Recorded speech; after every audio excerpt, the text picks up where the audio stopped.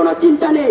সে দেখতে যায় না কোথায় শিক্ষার্থী বান্ধব কাজ করবে, কেন শিক্ষার্থীরা আমাদের কলেজে আসছে না, ক্লাস করছে না, কেন শিক্ষার্থীরা আমাদের শিক্ষা বান্ধব পরিবেশের সাথে যুক্ত হচ্ছে না, তার এই বিষয় নিয়ে কোনো চিন্তা নেই। এখন তো একটা নারী শিক্ষার্থী এখানে অনিরাপদ, এইরকম অনিরাপদ ক্যাম্পাসে কিভাবে শিক্ষার্থীরা আসার জন্য এখানে আসবে, কেন আমাদের অভিভাবকরা আমাদেরকে এই শিক্ষার্থীদের দিবে, এবং আমরা আমাদের বোনদের সুরক্ষা নিশ্চিত করতে যদি না পারি তাহলে আমরাই কেন বা এই ক্যাম্পাসে আসবো।